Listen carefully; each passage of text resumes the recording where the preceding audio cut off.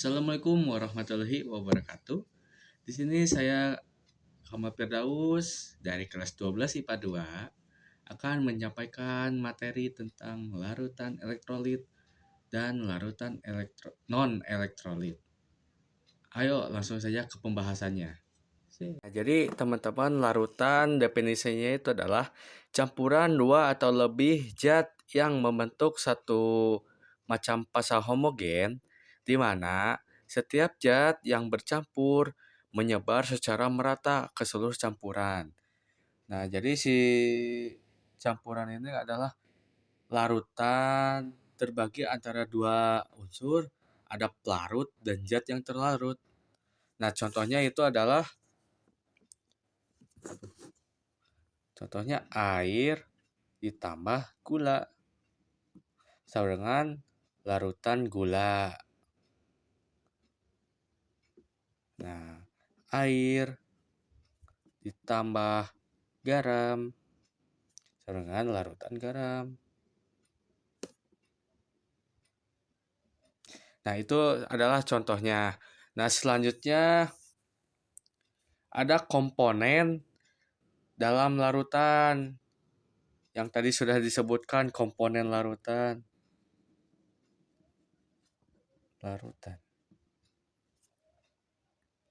Nah, di sini ada dua komponen larutan, itu pelarut dan zat terlarut. Nah, untuk definisi dari pelarut adalah zat yang digunakan sebagai media untuk melarutkan zat lain yang umumnya berjumlah lebih banyak dibanding dengan zat lain dalam larutan tersebut. Nah, itu adalah definisi pelarut. Nah, untuk struktur dari pelarut ini tidak dapat berubah bentuknya.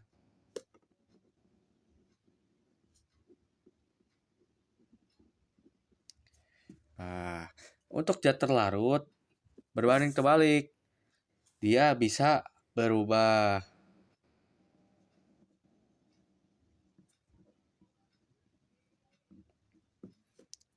Dan definisinya juga, zat terlarut adalah komponen dari larutan yang memiliki jumlah lebih sedikit dalam larutannya. Jadi, zat terlarut itu jumlahnya lebih sedikit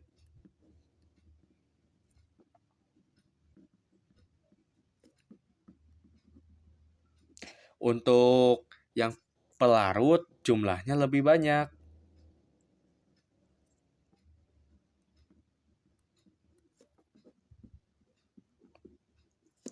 Nah, di sini ada dua pengertian dari pelarut maupun zat pelarut. Nah, selanjutnya ada perbandingan antara komponen.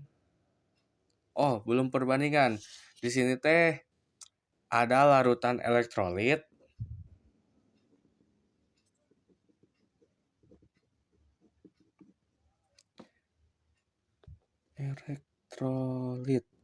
ini L. Nah, larutan elektrolit itu adalah larutan yang dapat menghantarkan listrik.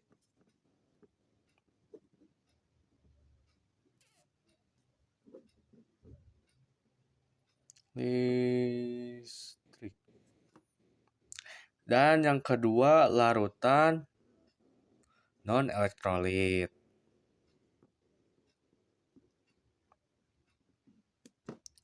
Yaitu larutan yang tidak dapat menghantarkan listrik.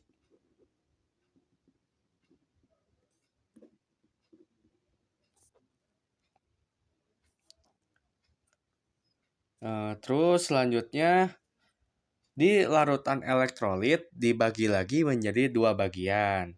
Dalam larutan elektrolit ada elektrolit kuat dan elektrolit lemah.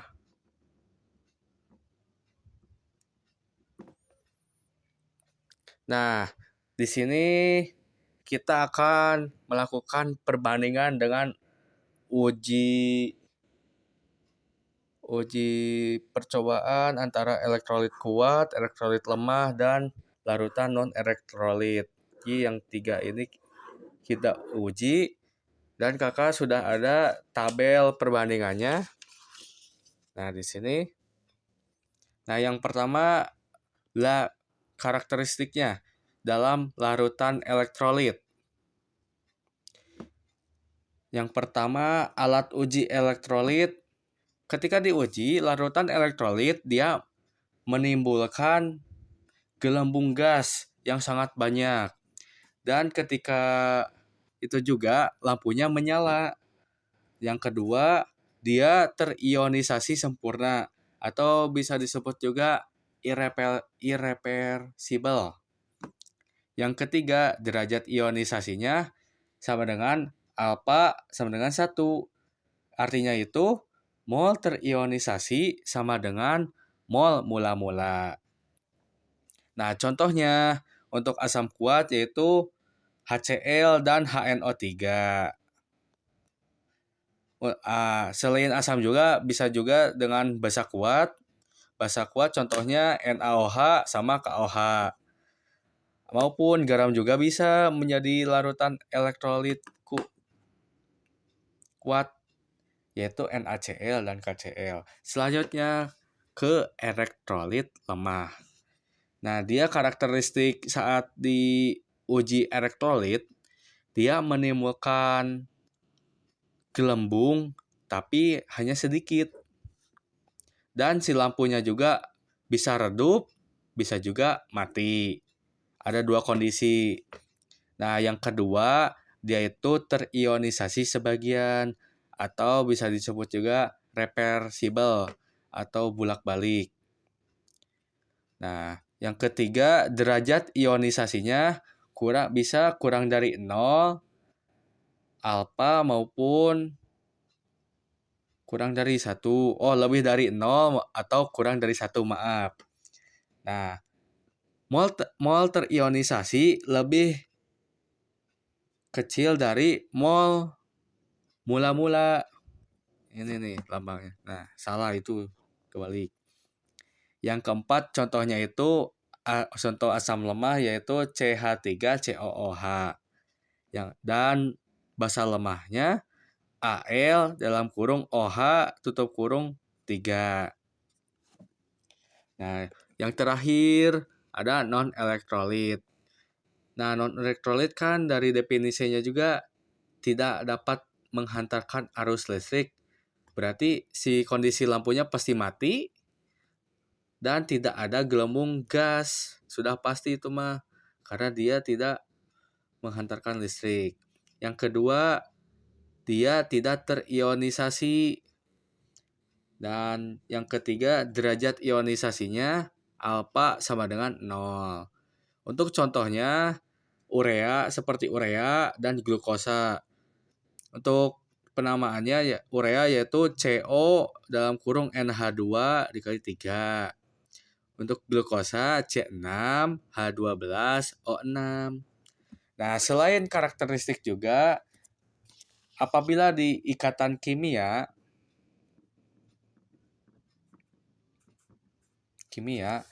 dibagi menjadi 2.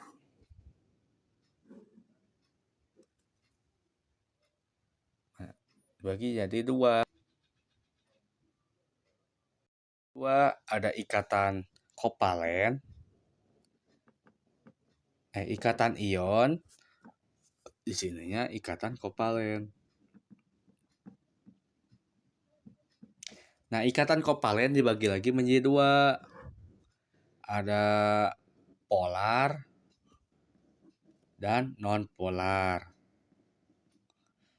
Nah, si larutan dari ketiga ini yang masuk ke dalam ikatan ion adalah elektrolit kuat. Hanya dia doang sendiri.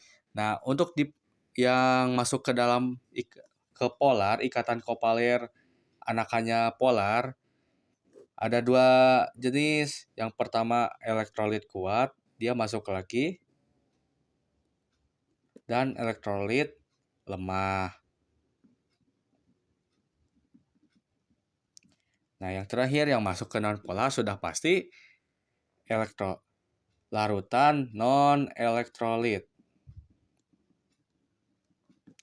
Selanjutnya ada satu contoh soal sebelum penutupan.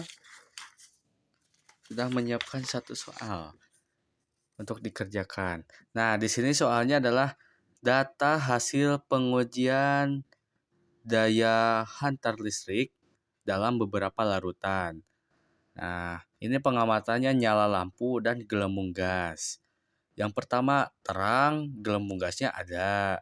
Yang kedua, tidak menyala, gelembung gasnya tidak ada.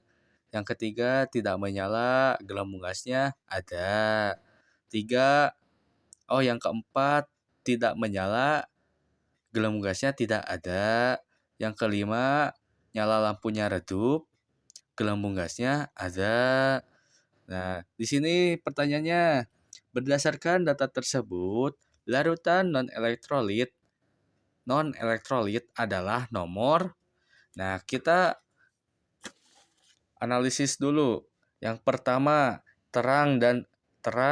nyala lampunya terang, gelembung gasnya ada, termasuk larutan elektrolit kuat.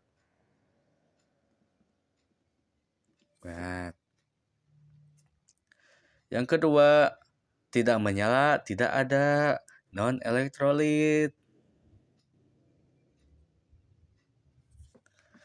Yang ketiga, tidak menyala tapi ada. Berarti bisa juga kan yang lemah tuh ada dua kondisi, ada yang redup, ada yang mati, tapi gelembung gasnya ada. Berarti elektrolit lemah. Yang keempat, tidak menyala, gelembungnya juga tidak ada. Berarti non-elektrolit. Yang kelima, redup dan gelembung gasnya ada. Berarti hampir sama dengan yang ketiga, elektrolit lemah. Nah, berarti kita bisa disimpulkan bahwa larutan non-elektrolit berada pada nomor 2 dengan 4. Jadi jawabannya 2 dan 4. Nah, soalnya cukup mudah.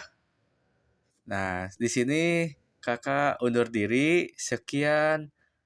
Mohon maaf apabila ada kesalahan dalam penyampaian kata, dan mohon maaf juga apabila dalam penjelasannya terlalu cepat.